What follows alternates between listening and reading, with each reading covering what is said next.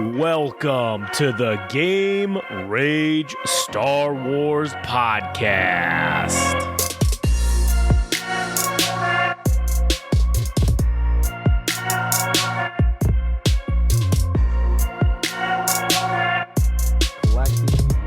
Oh yeah, that's right. Welcome back to the Game Rage Star Wars show, the only place where you can listen to sweet hip-hop beats from the fucking galaxy far, far away, brought to you by Millennial Frog. The Milky Way galaxy. No, it's a galaxy far, far away, not the one we currently live in, all right? All right. Anyways, my name's Josh. I'm here today with good buddy Adam. Yeah. And today we're going to talk a little bit about how we feel about Darth Vader now, or what our perceptions are of Vader after what we've read thus far from the Darth Vader series. This is kind of like a follow-up to the last episode where we talked about the Darth Vader Comics series. We didn't really talk about our perceptions and whatnot of Vader now, so now we're going to get into that. But before we do, we have a Game Rage call to action. If you could please go to YouTube, subscribe to our fucking YouTube channel. We literally need 18 fucking subscribers to hit the goal that we need to get to. So just fucking go and do it. Help us out. Help a nerf herder out and go to fucking Game Rage Magazine on YouTube. Also, if you want to follow us on social media, follow us on Instagram and TikTok at Game Rage Magazine, Twitter/X Game Rage Mag. You can follow Adam at All Gas No Trash Official on Instagram, and you can go check out the All Gas No Trash podcast, which is the Game Rage music show, where we talk all about music and musical things. Also, if you like anime and mangas, go check out Anime Syndicate from our good buddy Frank. You can follow him on Instagram at anime_syndicate_podcast. All right. Now that that's out of the way,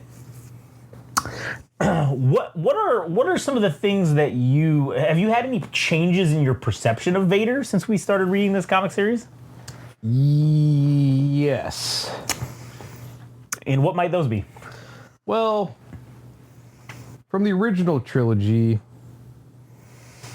we perceived Darth Vader as this ominous figure that had the ability to use the Force and quite threatening to the protagonists of Star Wars in Luke, Han Solo, and Leia.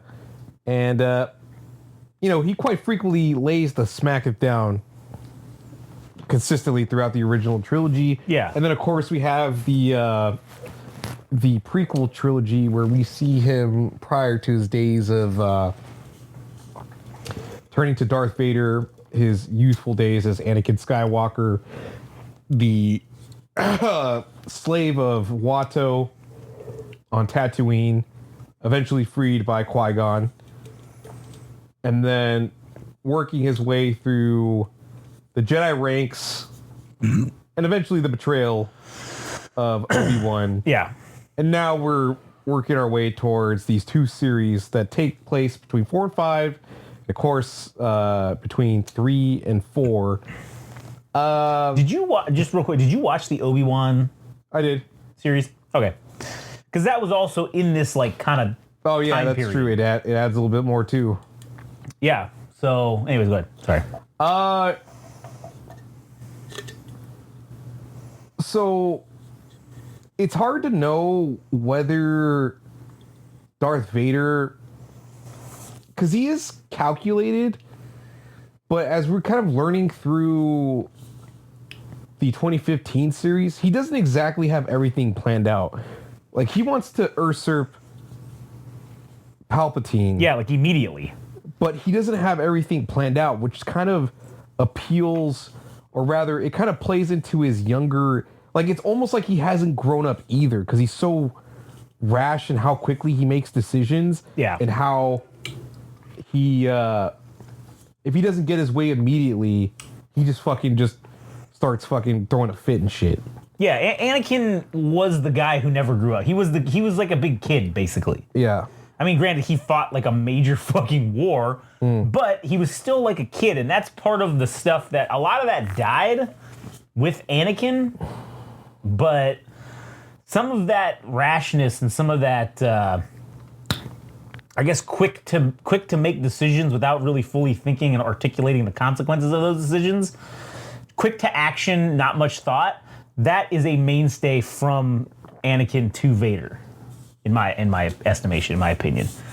Also, it's funny to see, because in the original trilogy, we really didn't have all this extra stuff, right, when it was coming out about Vader. Vader, as we've said before, was very stoic, very sort of, not a lot of words, intimidating through presence alone. Now, granted, I mean, he did have some lines, and he did say things, and not to say that he wasn't like, he wasn't a mute or anything like that, but the lines that he said and the things that he did and said in the original trilogy were impactful. He was the villain, right? We kind of get, like you were talking about the thing where Vader's too wordy in the 2017 series. And I think that's like kind of a transitionary holdover from when he was Anakin. Because Anakin Skywalker was super mouthy. I mean, fucking long-winded, mouthy as fuck. Like, he talked shit. Like, he had shit to say. He was a mouthy motherfucker. So, I think that's, like, we're getting to see the transition of that, essentially, with this. Is it's like, oh, because in the 2015 series, he's much less wordy. Kind of already sort of converting to that true Darth Vader sense of not being Anakin. Now, granted, in the Obi-Wan series, a lot of people didn't fucking like it. I thought it was great. I enjoyed it. I thought it was awesome to see Ewan McGregor as fucking Obi-Wan Kenobi again. I thought it was awesome that Hayden Christensen was... I did think it was a little jank. Well, we should probably do a whole episode about that show just in itself. I don't think we've done one about that. So maybe that'd be worth doing a thing on its own of. Because I enjoyed that show. But when Vader and Obi-Wan fight in that show, Vader's mouthy, Vader's wordy, because this is like the culmination of this relationship that he's had, and that for all these years he believed that Obi-Wan fucking betrayed him. And now this is like the showing a moment, right? This is like the, I'm gonna fuck your shit up moment that they have. And still gets schooled. Correct. He still gets schooled. Because again, he's still kind of Anakin. Like, he's still not fully transitioned into being Vader. Oh, yeah, but that... Whatever existed of Anakin died that day, because Obi-Wan's like, oh, I don't recognize this person anymore. Anakin's fucking dead. Yeah, true. But in terms of Vader as a character, I mean, it's essentially just Anakin Skywalker throughout the whole thing. Anakin Skywalker becomes Darth Vader, right? And like we had said, we go through this phase of Anakin. We get to see him grow up. I mean, we literally get to see him go from basically being a young kid, like 8 years old, all the way up until he's fucking dead, all right? Like, until he dies when he's in his, I don't know, like 40s or whatever, right? As Vader, when he dies at the end of fucking Return of the Jedi. So the whole saga of Anakin Skywalker is, and essentially 7, 8, and 9 are also just remnants of that. It's the aftermath, basically. It's why it's the Skywalker saga. It's the aftermath of Anakin Skywalker being the chosen one, and it's the entire fucking saga of it, I guess. But Vader as a character himself, these comics give you a lot more. They give you that not that you need the backstory, but it's you get to see the things that made Vader Vader, right? I mean, like him fighting this Jedi in the 2017 series at the beginning to get his lightsaber or whatever. He's still doing Anakin shit. He's still fucking going headlong into things. He ain't fucking like he's not really thinking about shit. He's just showing up and he's like, all right, I'm just going to win no matter what. Like, that's an Anakin fucking trait, Yeah, I think something definitely Obi-Wan probably hoped to instill in him was because he wasn't nearly as talented as Anakin with the Force, right? Because everything just kind of comes natural to him. Yeah.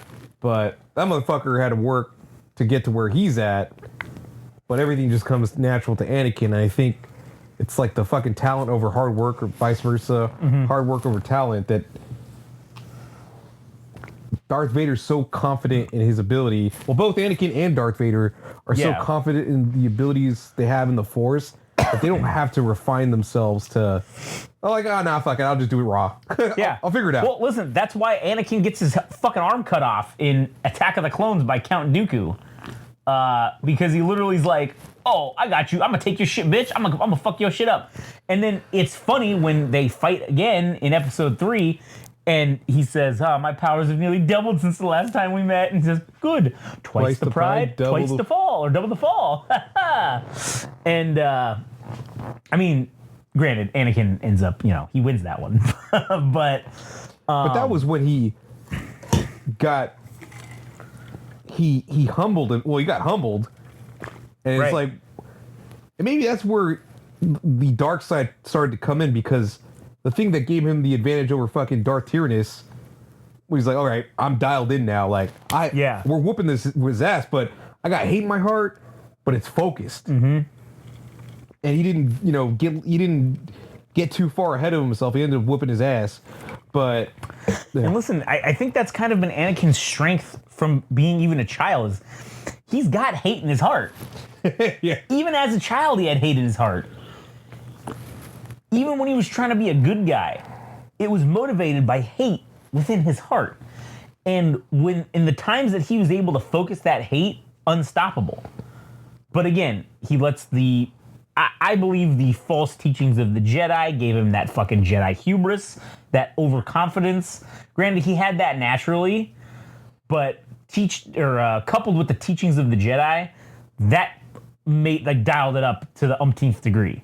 And I think that was something that what Obi-Wan was always trying to kind of dial back on him, was the Qui-Gon teachings of being with the living force, being in the present, not fucking worrying about all this other shit or whatever, and not worrying about how great you are fucking fighting with lightsabers or flying ships or whatever, but let's stay in the moment here. Let's focus on the here and the now, and not, I'm gonna fucking get so good so no one will stop me in the future, right? I feel like Obi-Wan kind of tried to bring that down, but obviously Obi-Wan was basically Obi-Wan was like the 16 and pregnant fucking version in Star Wars.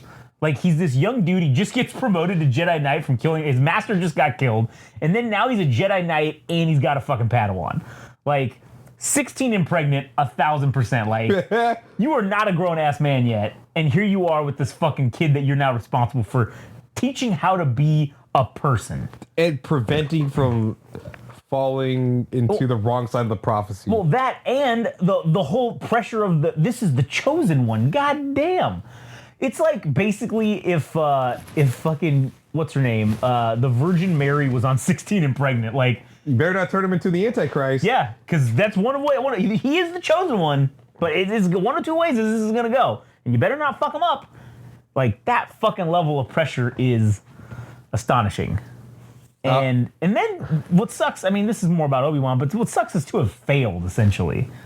Basically, you fucking not doing this right and not being capable of a teacher to handle this, where your master Qui-Gon would have, is essentially the reason why he falls to the fucking dark side in the whole first place. And again, it's also, I fully believe the Jedi knew that Anakin and Padme were fucking. They knew everything about that whole situation, and they did nothing to stop it. And again, that's their fucking hubris. They made him if they would have fucking enforced that shit and been like, no, you ain't fucking around with Padme no more. I think it would have turned him anyways, because he would have been like, why can't I have this? Why can't I have that? I want to fuck. Maybe, but them fucking turning a blind eye and letting him do his Jedi version of corruption. Yeah. That is what fucking corrupted him to the dark side. Yeah.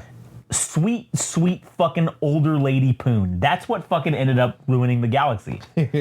was Anakin's attraction to old lady Poon. That's what it is. And Padme's also a fucking child molester. That's also basically what it ended up becoming. All right. So back to being pertinent about the two series. I'm very confused about. So we talk about the prophecy and the chosen one, right? Mm-hmm. And this is something that's known to both the Jedi and the Sith, right? That there is somebody that will bring balance to the Force itself.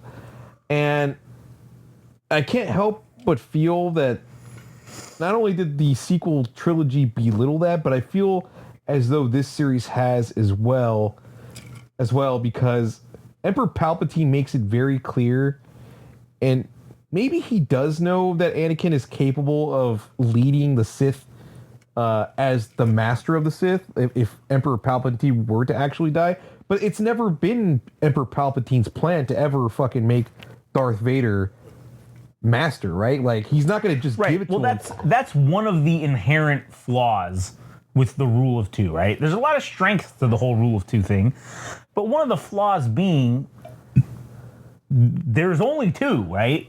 So the only way that you can expand as not a race, because the Sith really aren't, well, they're not like a race in this sense, but the only way that you can further your Sith cause is your apprentice needs to eventually surpass you, right? But when they do that, then they kill you and you're done. So if you want to stay in power, you're not going to let them fucking get to the point where they can surpass you. So you're obviously not going to be teaching them everything. So you're really having an apprentice who's only like got half the picture or half the knowledge maybe to be as powerful as they can be, right? Palpatine never fucking wanted to give Vader the keys to the kingdom. Palpatine was going to rule forever.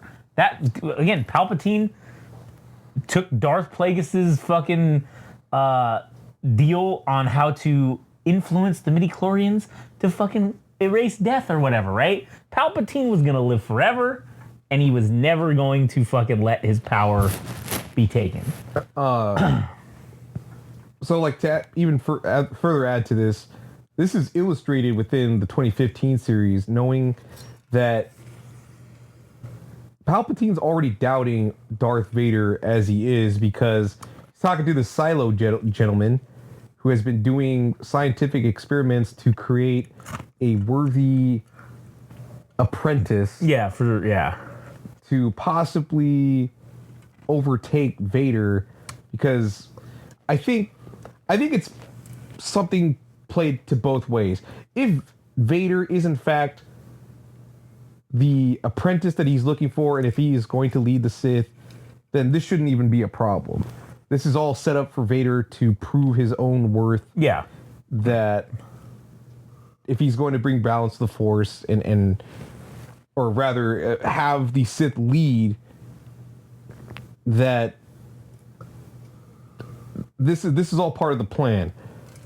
But then if it's the other side, then Emperor Palpatine is just manipulating, and I feel like this is more inclined to what I believe now, is that Vader was just a fucking stooge, and he just he got high off his own supply, thinking that he is the one. Yep. And fucking Emperor Palpatine played into that, and then he just dangled the carrot from, well, I don't know if you're worthy. Well, I don't know if you're worthy.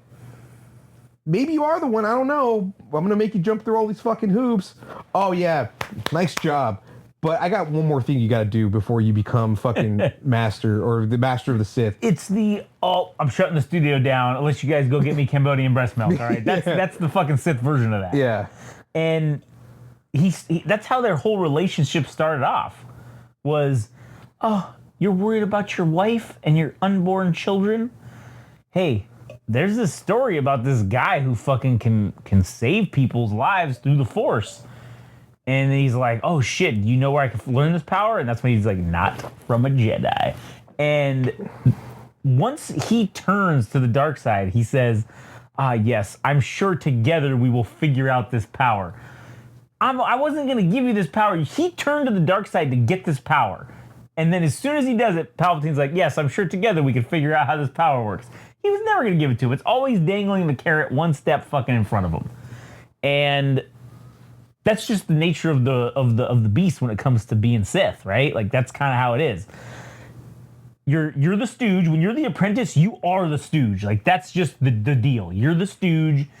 And yes, you're powerful, and you're essentially the second most powerful fucking Sith in the galaxy, because there's only fucking two of you. But you're also the last. So one day you will hopefully become the master, right? for the likes of Darth Maul, Count Dooku, or Darth Tyrannus.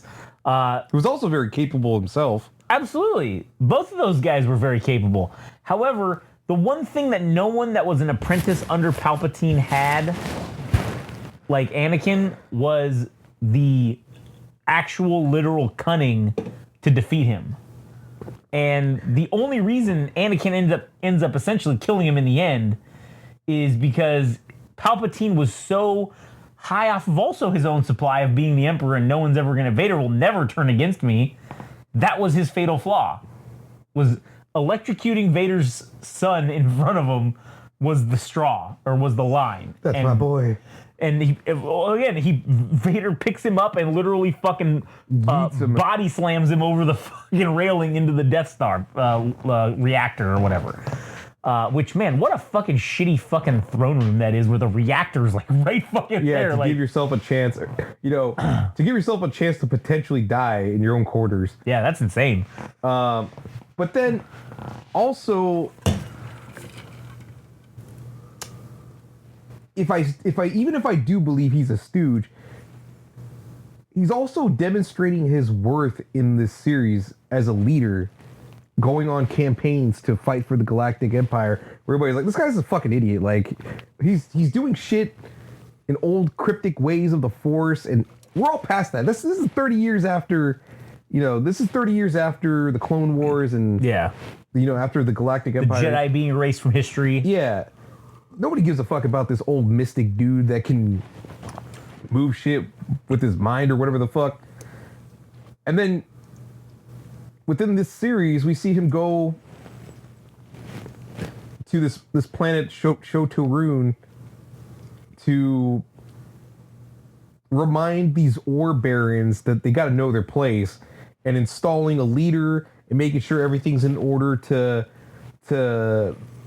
accommodate for the Galactic Empire, so that they still get their supply of the ore for whatever the fuck. That's one thing they haven't said, is whether the ore was used for the second Death Star. I'm sure that's what it was. Yeah. That's why it was so important that Vader had to go do it. But because it's said within the series that he's not that important or whatever. Like, or General Tag makes it a point to say, no. The Empire can go on without Darth Vader. I mean, yes, he's going to be around, but how effective is he? And then as he demonstrates that he's capable of winning wars and battles, his mindset is also, it's growing his ego, but it's also adding valor to him. So maybe Palpatine starts respecting him. Well, not only Palpatine respecting him more, but also perhaps his subordinates or even peers are like, oh fuck, well, this guy's getting the fucking job done. So it's somewhere in between. Like, this series has like shaped my perspective into thinking that Vader is like equally stooge, but also equally capable. Yeah, because he's learning shit on the fly, but he's kind of demonstrating what he can do. Yeah, that is true. So yeah, I mean, it has. I think it gives you an appreciation for the character development of Vader, right?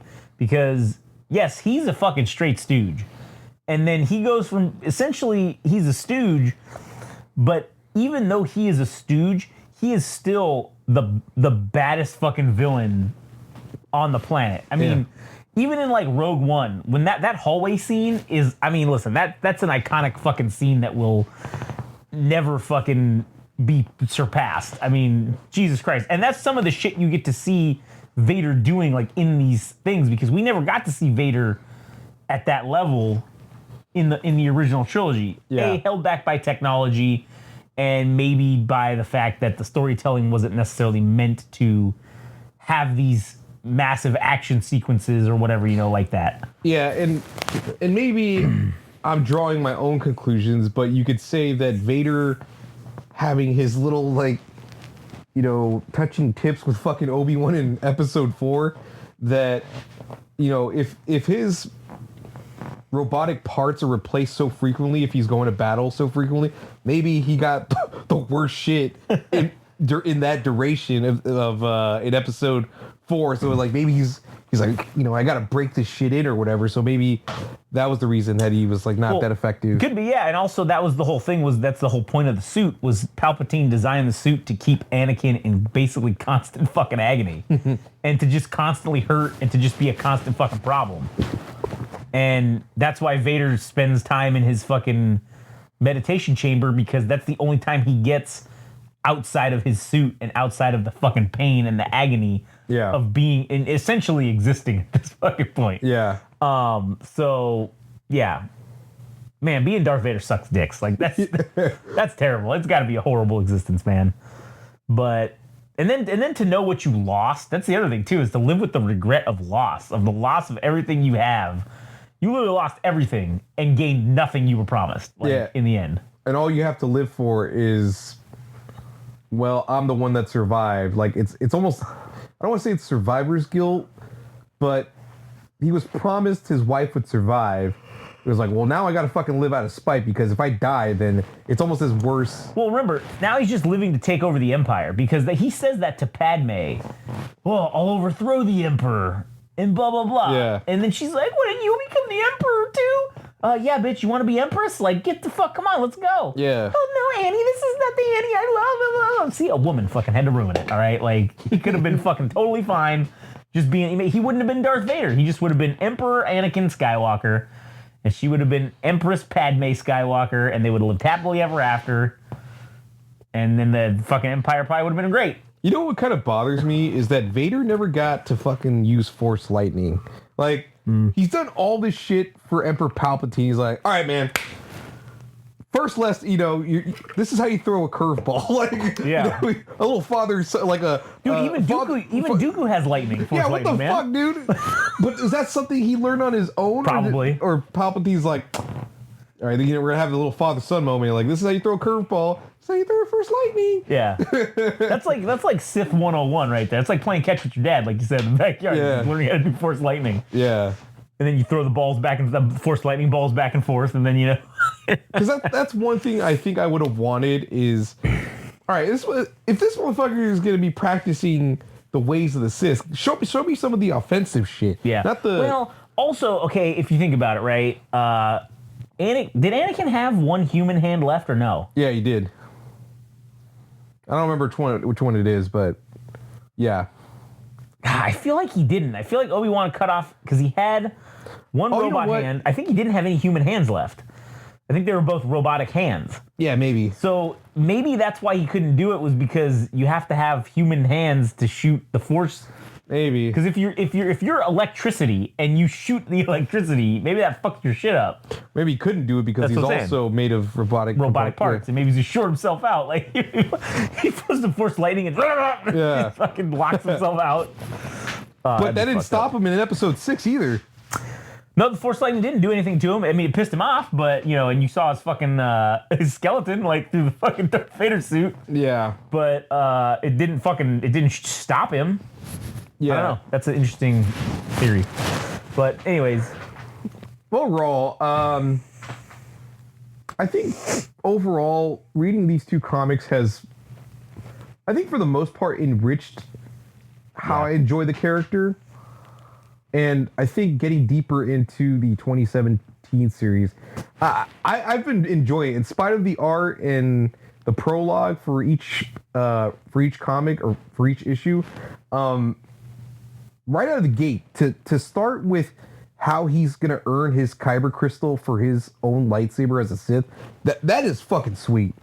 Yeah. So that is fucking sweet as shit. And yes, listen, Darth Vader is one of my favorite characters of anything, and it is cool to get this like nice trials and tribulations, I guess, or this nice exposition to his character, this backstory that I mean, sure, maybe it's not wholly necessary, but it's very entertaining and I enjoy it. So it just gives you more depth to Darth Vader, right? Instead of just being this black and white fucking villain, now you're getting the shades of gray in there. You're getting all the other colors of the rainbow painted into this picture that is Darth Vader as a character. Yeah, his weird affinity with robots being loyal to him. Yeah. He's like, oh, they're kind of my friends. They're my only friends, guys. You trust robots because they won't betray you. Not immediately going after Dr. Aphra striking something of a friendship up, but that was kind of surprising. I didn't think that this was gonna last that long. I thought she was gonna get killed like within the first 10 issues or the first 5 issues, but the fact that she's still possibly alive, I'm like, well, was he gonna let her go or what? I mean, the fact that she's made it this far, I don't know. Yeah, I don't know. So it's very interesting to see what's gonna happen. So anyways, that's pretty much it. You got anything else to add? All right. Well, that was great. That was a fun episode. Stay tuned for more, and go to YouTube where you can like, comment, and subscribe and help us out. Also follow us on Instagram and TikTok, Game Rage Magazine, Twitter/X, Game Rage Mag. You can follow Adam at All Gas No Trash Official, and you can follow Frank at anime_syndicate_podcast. All right, that's it. Catch you guys on the next one.